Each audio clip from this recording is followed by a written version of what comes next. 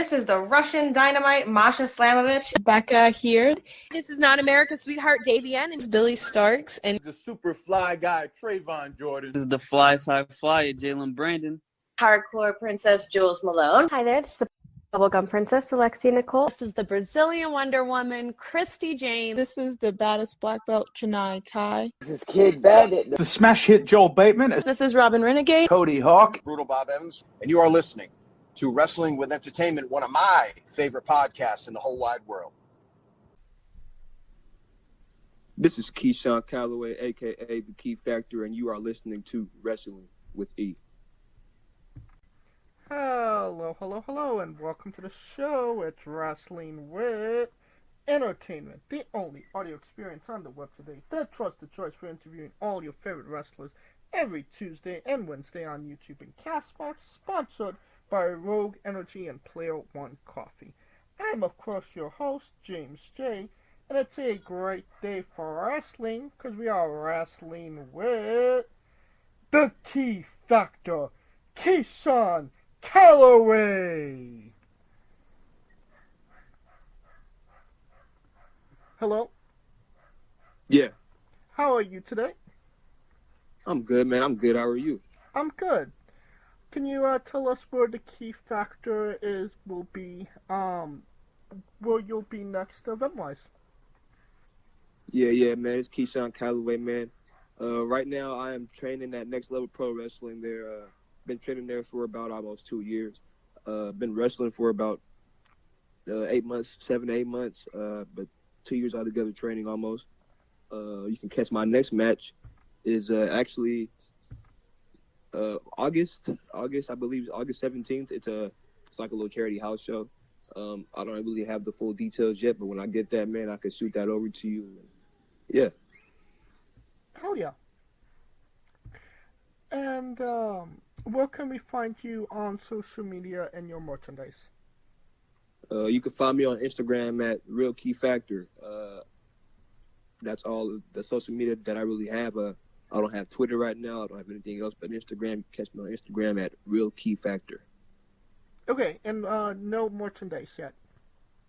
No merchandise yet, but we got some stickers coming in pretty soon. We got some stickers and some shirts coming in pretty soon, so just keep a lookout for that. Okay. And you don't have to go looking for it. The link to his Instagram will be in the description of the video below, both on YouTube and Castbox. Yes, sir. Yes, sir. All right. Let's talk. Let's get into it. You work for Next Level Pro Wrestling. Can you tell us about your relationship with the company? Next Level Pro Wrestling, man. It's been almost 2 years already. It's crazy. I came to Next Level at about, I'd say about December 2022. And from the first day, man, they were very welcoming. You know, they weren't forceful or anything. They let me try it out to even see if I wanted to do it. But, you know, with me, I've been watching this since I was a kid. So when I had the opportunity to do this, I wasn't going to, you know, pick and choose with anything. I just hopped straight into it. So my first day of training, I got a lot done. I was able to learn a lot because of where I was at, you know, where I was at. I would say talent-wise, like I kind of had the talent already to do this. So when I had the opportunity to do it, I just hopped straight into it, and I didn't look back. And you know, the boss, Justin, he's a great guy, bro. Like he does a lot for me inside and out of the ring, and it's an incredible relationship from the coaches to the owners to the fellow trainees that train there as well. It's just like it's crazy good, bro, and it's like there's no other school like it, I would say. All right. It's very much a home promotion. Yes, it is a very nice home promotion, family-friendly promotion. TV tapings there every month, you know, so it's a pretty good environment to be in. Now, you mentioned it. You've been wrestling for roughly 9 months at this point. You started September. Your first match was September 23rd. Excuse me. how have you measured your progress between that time and now? How do I measure my progress from? That's a good question. How I measure my progress is that, there's always stuff that I could work on, but, as far as there's some things that I got down all the way, like down pack, and then there's some things that I need to keep working on as well. So, I always say never stop training. That's what my trainers always say. That's what the boss of my promotion always says, never stop training. But yeah, I can feel with each match that I'm getting better. With each match that I have, I'm progressing incredibly well. Each match, the feedback from my coaches and from the veteran workers, each time the feedback after every match, the feedback they give me is different. It's always better. It's always getting better. And my last match I just had on the 22nd. It was with my coach, actually, my coach Tony Vargas, and that I didn't get no bad feedback from anybody. So I would say that's one of my best matches I've just had, which was the most recent one. Now, obviously, your coach, Tony, is that the best way to test how much you've learned? Say it again, please. I couldn't really hear. Going up against your coach and Tony, is that a good way to test out how much you've learned? In my opinion, yes. If your coach wants to wrestle you, I feel like that is a great honor in a way, because your coach doesn't have to wrestle you at all. He doesn't have to, to give you the experience to have him one-on-one in the ring. Especially if they don't trust you, trust is everything in this business. So it's like, right. So it's like, if your coach doesn't trust you to have a match, then maybe you should, keep training. But, he trusted me to have a match with him. And for that, I feel like I'm doing something right. I feel like I'm doing something right so far. I feel like I'm off to a great start. Hell yeah. Now, before you entered the ring as a wrestler, you were a referee. Can you tell us about your time as a referee, and if there was any moments that were maybe an aha moment that helped you as a pro wrestler when you did finally step in the ring as a wrestler? Yeah, getting in there as a ref helped a lot with knowing the crowd and knowing what to do and knowing how to handle a crowd and just being in front of a crowd, period. It was very, very helpful. And then to being in there, you can hear the wrestlers talking to each other. You can hear them. You can see them working together. Just from reffing, you can learn a lot. You can learn so much from reffing, and obviously reffing is very underrated in this business. People don't like to ref, but even now, I still ref. I still take ref bookings. There's more than one way to make it in this business, whether it's reffing or being a manager or wrestling, ring announcing. Any way you can make yourself useful to the business will bring you in. You know what I'm saying? Right. I got you. But as far as learning wise from the referee spot, I really did learn a lot. I learned a lot from crowd control to timing to knowing when to throw a punch and knowing when to cut somebody off and to knowing when to reverse something. Just off the crowd, just off watching the vets, just off hearing them talking, see how they operate in the rings. Now, your time as a ref, any interesting ref bumps? Yes. Lucha Extreme. I forget. I think it was in. I'm not really sure, but sometime around last year, because it was at the Solano County Fair, and it was Drake Frost. Drake Frost was wrestling my other coach, El Flaco Loco, and the match ended with me taking a power driver from Drake Frost, and that was like one of the best feelings ever because all the kids thought I was dead, and everyone thought I was like seriously hurt because like I like bounced off like in the air when Drake Frost hit the power driver. Like I like bounced in the air, like I landed on my back. So it's like they're all like, "Oh my God, he's dead," and it was just great. It was just great. My coach was telling me that I took the bump well. Drake Frost liked the sell I did. So, that was pretty good too. Hell yeah. Now, since you started being, an active competitor, you won the Next Level Cruiserweight Championship. What did that mean to you? To me, I took that with a great honor as well because, the boss of my promotion is entrusting me with the belt, which means that he sees something in me. He wants me to be a champion of his company, and if somebody wants you to be a champion of their company, you have to be doing something right. Like, and I won that belt only like, I would say 5 months into my wrestling career. So, that was like pretty good for me, and like that was like a very special moment. Even though it wasn't a world championship, but that doesn't matter to me. Like the thing that mattered to me is that I got picked to be a champion out of a lot of other a lot of other superstars, a lot of other talent. So it's just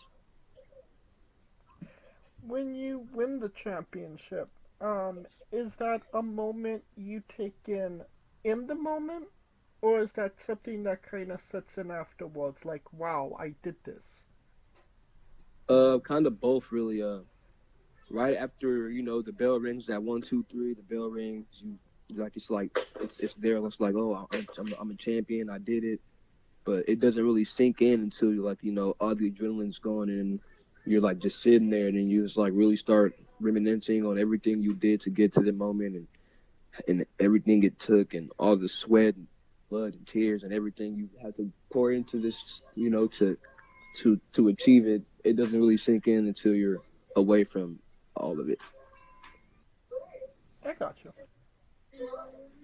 I'm curious, have you had your run-ins with the 209?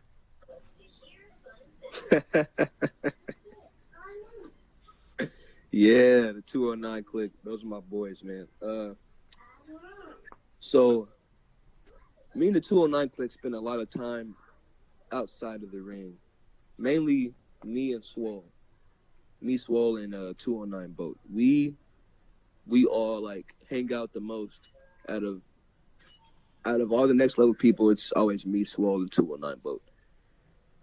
Me and 209 Boat are actually the same age, so it makes it's like having like another friend around. That's like my bro. So, but yeah, so we were at this one show.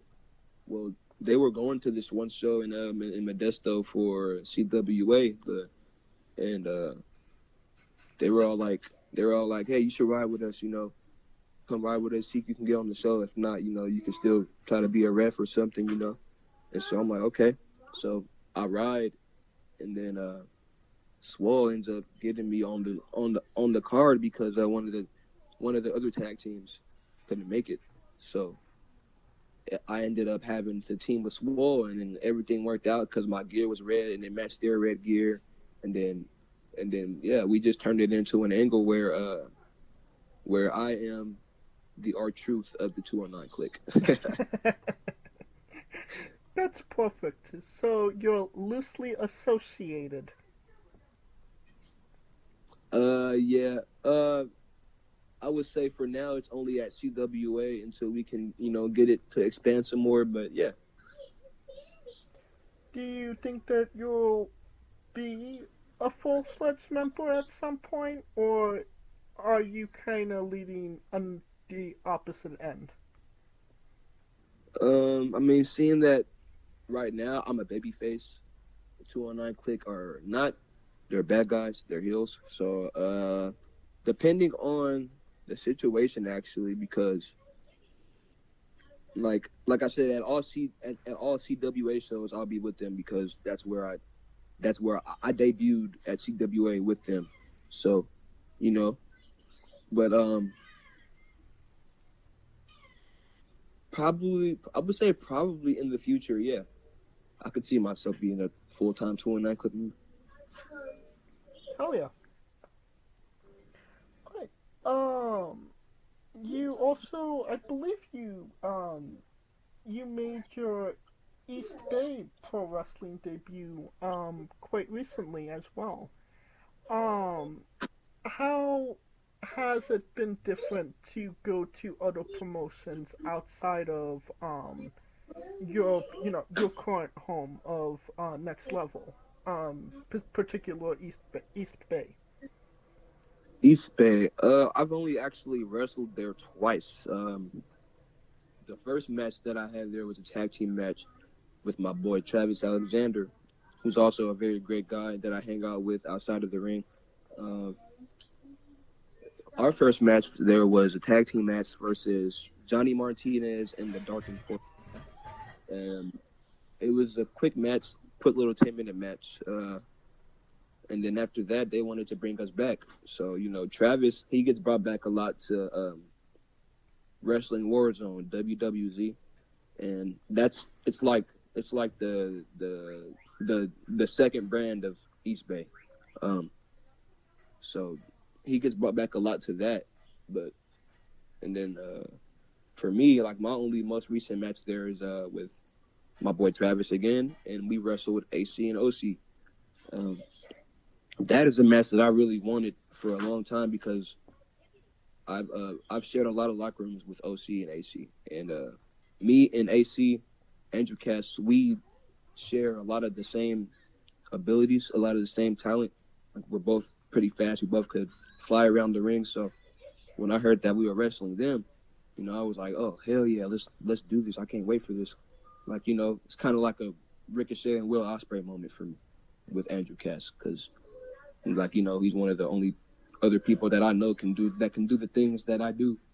And so, yeah, when I found out that we were wrestling them, it's like, yo, I can't wait to have this match, bro. Like, and so when I finally got to have it, we put on the show, man. We put on the ball for them. So, East Bay said I continue to impress them and they'll bring me back. So I'm just waiting for my next time to go back there, and I'm just taking it one booking at a time. You and you mentioned Travis. You've been teaming together. Are you a proper official tag team, or is it just kind of use tag when you are brought together?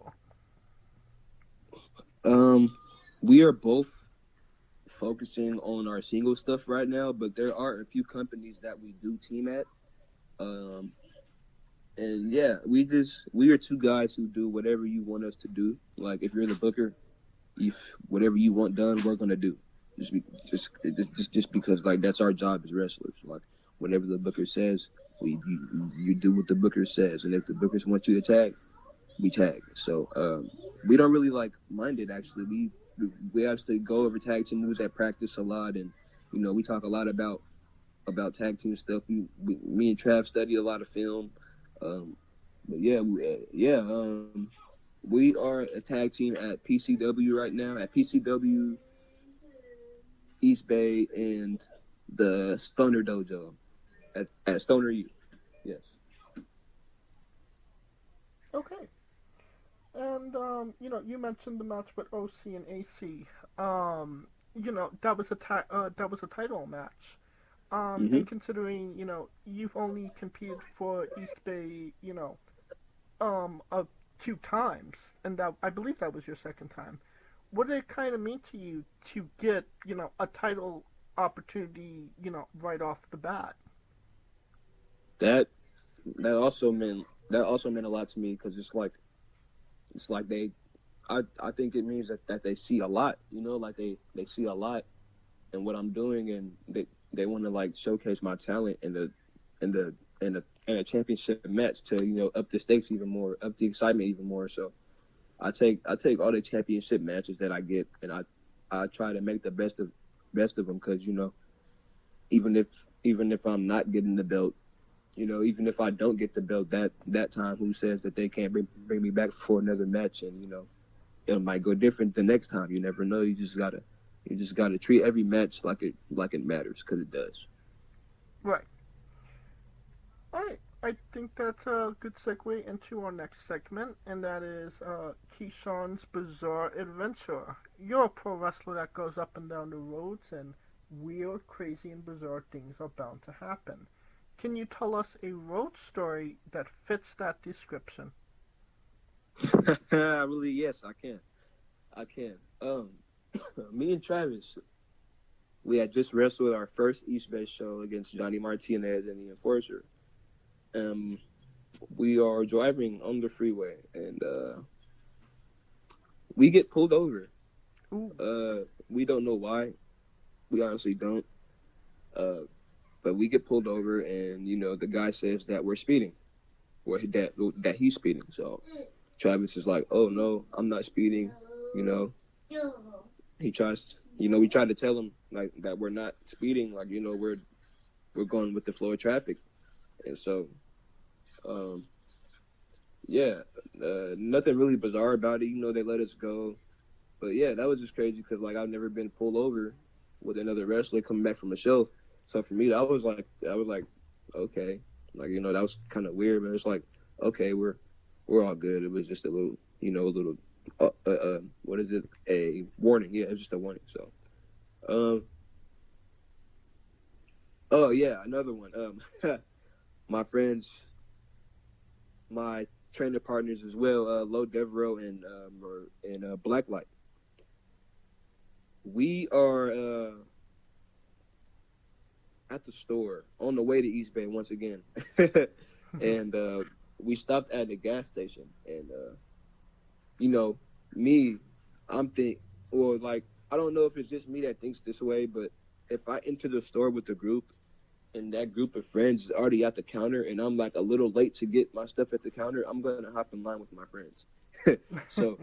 So I did that, but I guess that there was an older lady who tried to say that I cut her, and I was like, "Oh no, I'm with the group." And then the older lady said, "Oh, okay, I didn't know you were with him." But then Blacklight and Lo Devereaux continued to, "Hey, why are you cutting the old lady? You're not supposed to be cutting the old lady." I'm like, "Hey, what's going on? I came in here with y'all. We all walked in here at the same time." He said, like, you're still cutting the old lady." I'm like, I just told her that I was with you guys, and she doesn't mind. And they're all like, "Okay, well, that still doesn't beat the fact that you cut the old lady." And they just kept giving me a hard time about me cutting the old lady.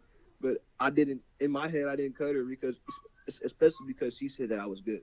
So it's something they still give me a hard time about today. Like, "Yeah, you should never cut the old lady. Maybe that never would have happened." And it's just a whole bunch of stuff. Cutting old ladies in line. It seems like you're already a part of the 209 clique. All right. Oh, that was great. Great, fantastic story. Now, here at Wrestling Wit, we like to say that everybody geeks out for something. Everybody is nerdy for something.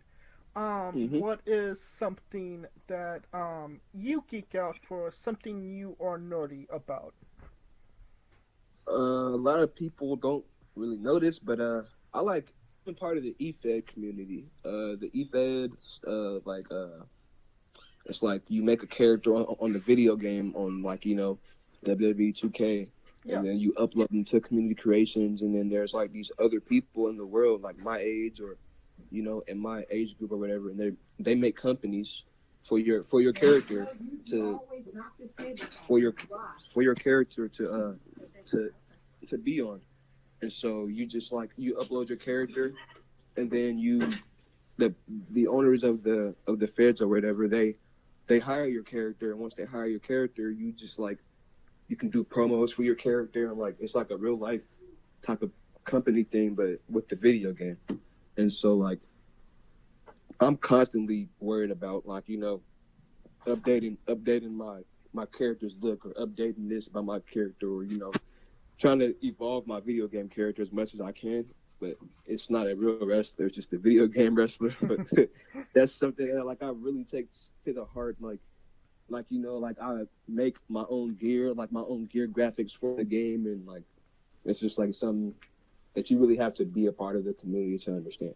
I think I kind of understand. I've spent many of hours in creating a superstar, back in the day for the old WWE games. Mhm. But I'm assuming you've been doing that longer than you've been wrestling, no? Yeah, almost 3 years. Okay. So has that in any way helped you actually be a wrestler? It does. Only with the promo thing though, because the promos in eFeds is optional. You have an option to do promos or not. But if you do want to do a promo, you have to get creative. So it forces you to be creative, and that creativity can be transferred over into wrestling. Okay. So for me, it helped me out a lot with promos and learning how to talk. Do you have one character or multiple characters right now? I have about 4. 4. Or is there a Keyshawn inspired one, or are they all like? What are the details on your characters? So I have a lot of fictional characters, but I do have a Keyshawn Callaway character.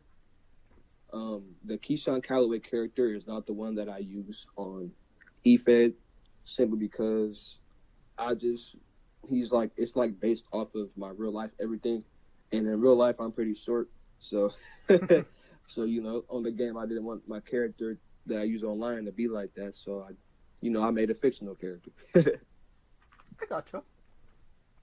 What's the character you use the most? His name is Cameron Montana. I've been having this character since WWE 2K12, since they first hit the 2K mark. Ever since they started combining with 2K, I've had this character named Cameron Montana, and so that's been my main character for some time. I mean, that's a great name just in general. Yeah. If you ever decide to go to Montana. Yeah, Cameron Montana, man. I had to, man. It just matched well to me. Definitely. All right. Now we've had many of guests that have had maybe extraterrestrial or paranormal encounters. Have you personally ever had a paranormal or extraterrestrial encounter? Me personally, I have not, and I don't wish to. But yes, though, me personally, I have not had any paranormal encounters or any kind of paranormal activity around me. No, never ever. Is that something you believe in, or kind of no? No, yes, I deeply believe. I believe in spirits. I do. So I just don't want to meet them. Okay, fair enough. Right. That brings us to our next question, and that is the colossal question. Let's say they're making a movie about you. Every movie has a soundtrack. What would be the first 3 songs on your movie soundtrack? Okay, so the first song would be in the first setting, which is like the growing up era stage. So I think I would use.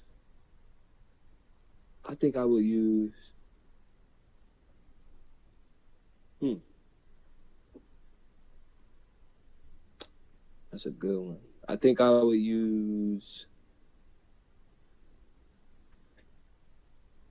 That is a good one. Need to pull up that Spotify list? No. I'm trying to think of a good song to use. Okay.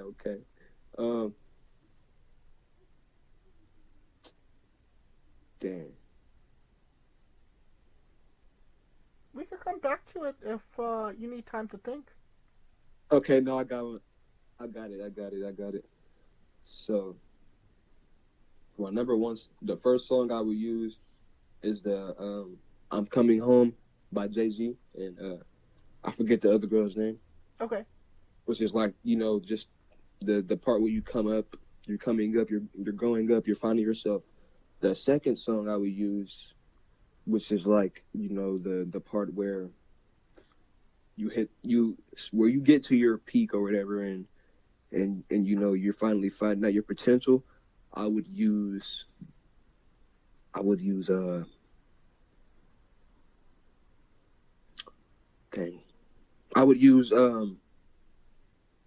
it's right on the tip of my tongue.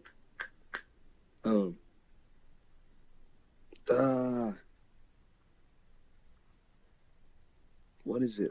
It's Rihanna and Jay-Z. Umbrella?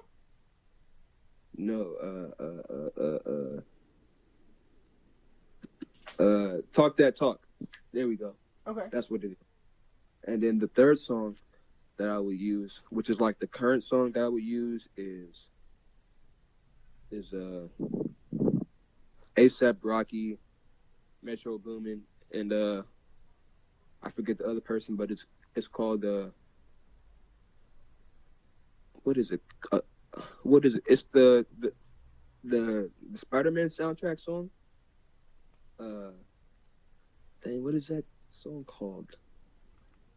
What's Spider-Man? The Spider-Man Homecoming, I think it is, or Okay. it's like it has A$AP Rocky, Metro Boomin. Yeah, I just can't really think of the name right now. Dang it. Metro Boomin. Spider-Verse soundtrack. I'm looking. Annihilate? No. Okay, it was Metro Boom, Spawn Lee, Lil Wayne. No, it should be is that it? It might be it. It was Across the Spider-Verse. Yes, that one, yes. Okay. Alright, solid 3 picks. Do you lock it in? What do you mean? What'd you say? Do you lock those answers in? Oh, yes, I'll lock those in. Okay. Or no. Actually, let me change the first one. Change the first one to Tracy Chapman, Fast Car. Hell yeah. Okay. The second one's still the same, and the third one's still the same. Gotcha. Alright.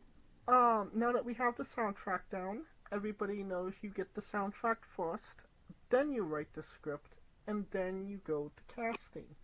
Who plays Keyshawn? And you can't say yourself because you are legally obligated to make a Stan Lee-esque cameo. You can pick whoever you'd like, past, present, alive, or dead. CGI is a thing, so we can use it. Okay, who do I pick to play as Keyshawn Callaway is the question? Yes. Okay. Who do I pick to play? Well, Keyshawn Callaway is a very laid-back guy who is confident in his skills and is very cocky at the things that he knows that he can do. So I would say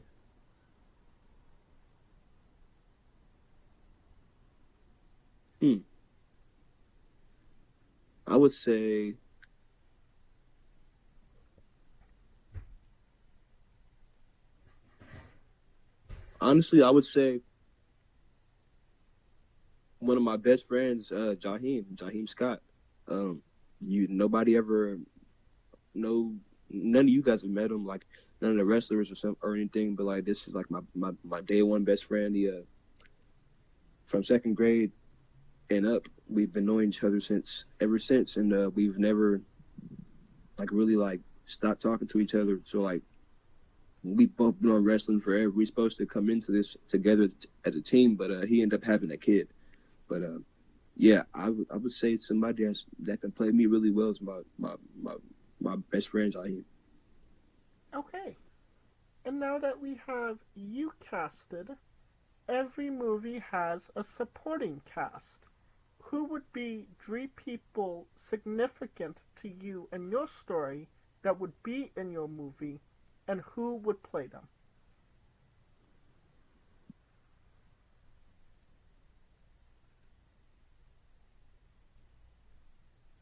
Can you hear me? Yeah, can you hear me? Yeah, sorry about that. One would be the Godfather of Swole. Hell yeah. 2 would be my boss of my promotion, Justin Caton, and the 3rd one would be Travis Alexander. And who would play everybody? That's a good one. Let's see here.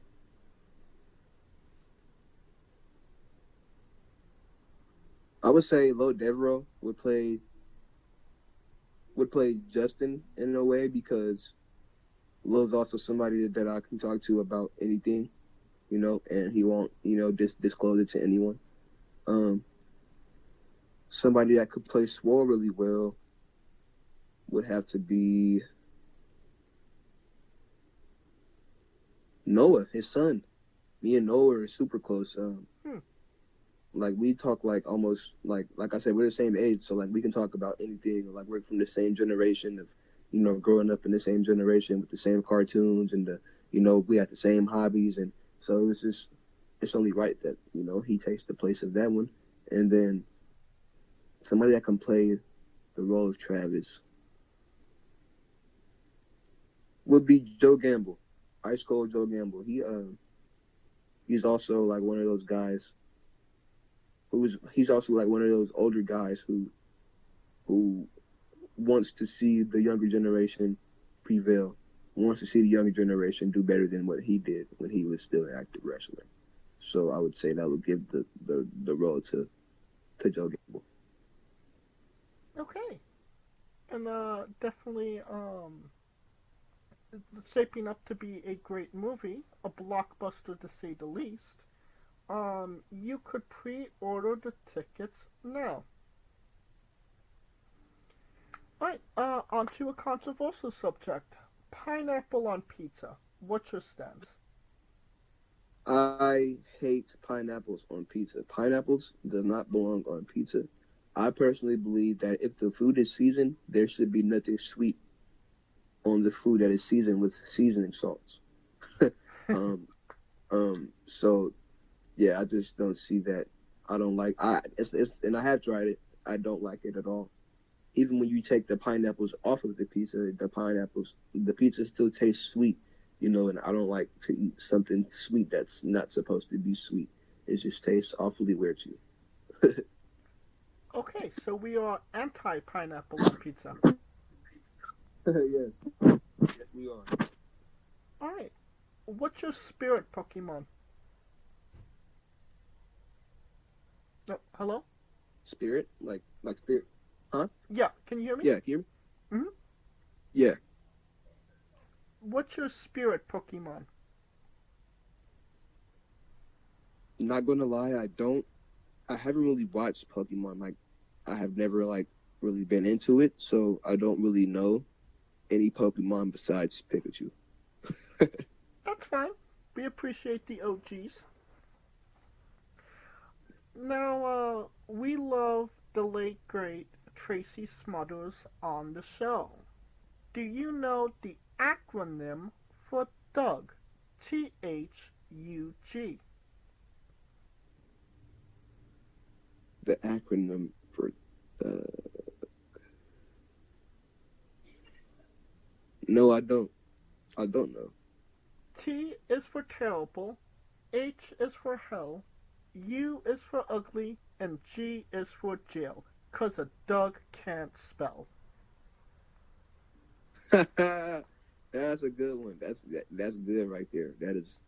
That that's something right there, boy. That's good. Yes, we love the late great Tracy Smothers on the show, trying to keep the memory alive. Alright, weirdest question you'll be asked on a wrestling interview, hopefully. Would you ever consider wrestling a Rock? Not Dwayne Johnson, not the country, an actual physical Rock. Yeah. I mean, I've seen somebody wrestle a broomstick, and in a crowd full of people at a live show. So yeah. If somebody can sit there and wrestle a broomstick, I can sit there and wrestle a Rock. Okay, well, just for context, there is a wrestler named Psycho Mike that indeed wrestled a Rock for over 15 minutes in a Tungsten Man match. That's an Iron Man match that lasts for 2 weeks. Damn. Yes. Damn. That's crazy.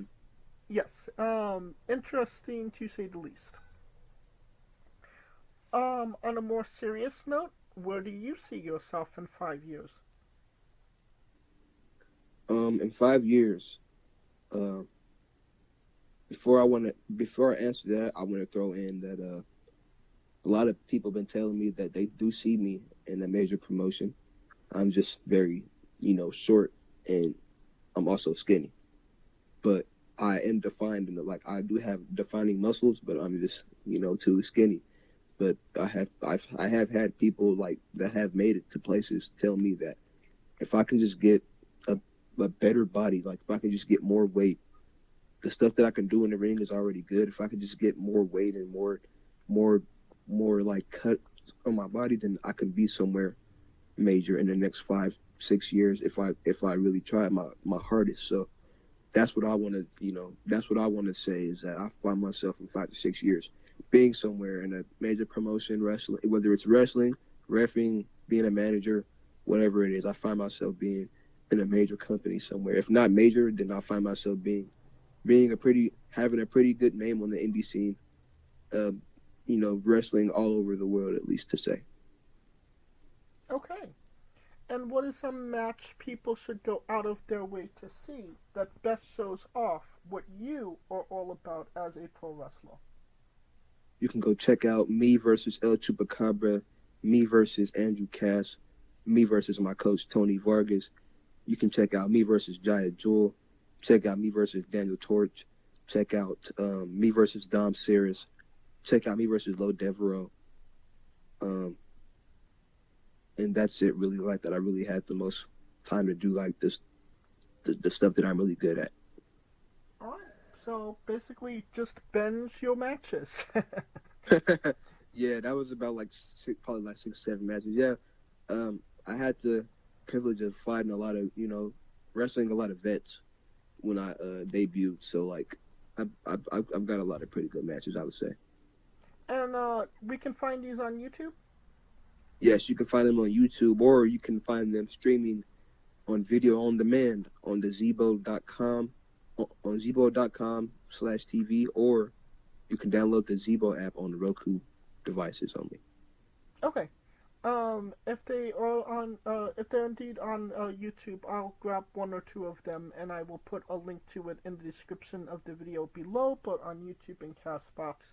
For anybody that hasn't seen it, wants to see it, wants to re-see it after this interview. Yes, sir.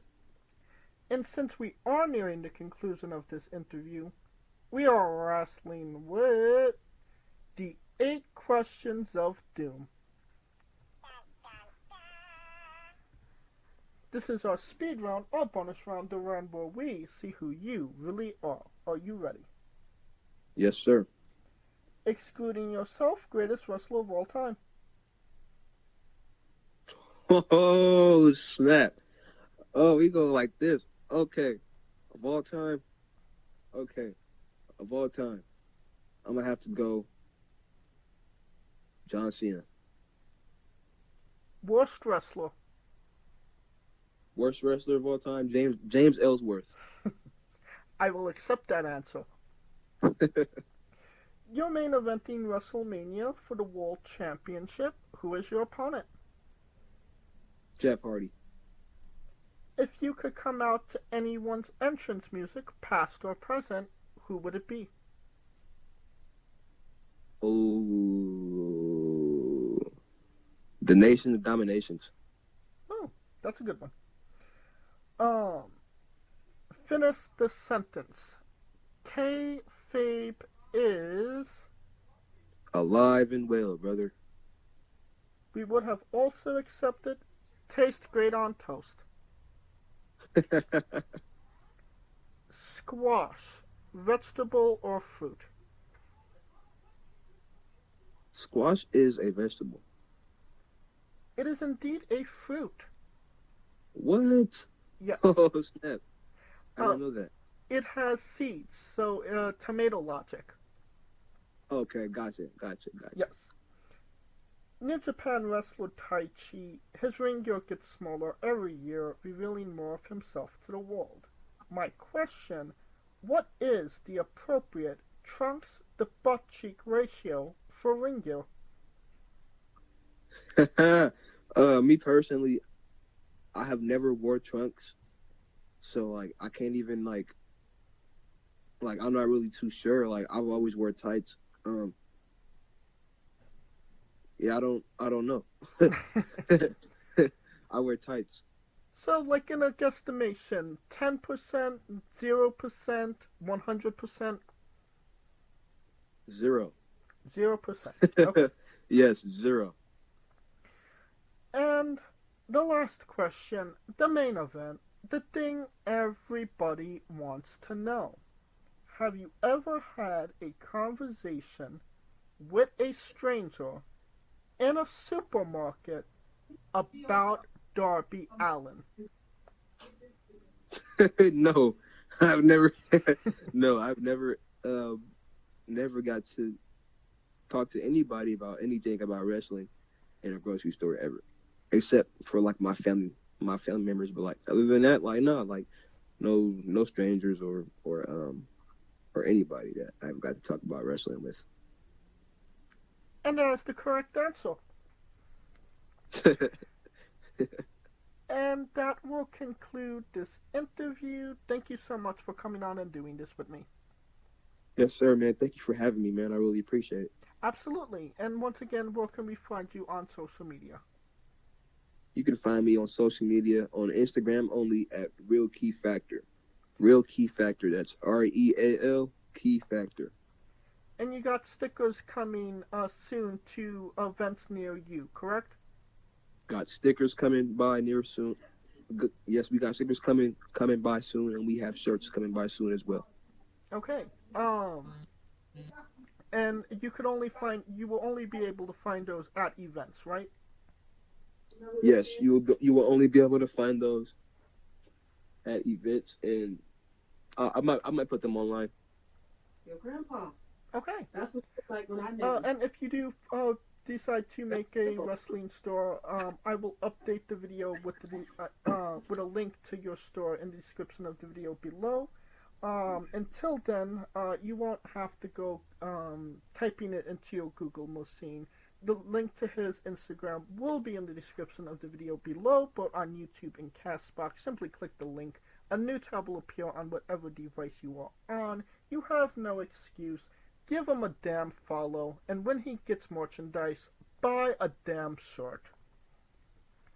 Yes, buy a damn shirt, like you said. Of course, thank you for listening. If you like what we're doing, please like, subscribe, comment, both on YouTube and Castbox. This was sponsored by Rogue Energy and Player One Coffee.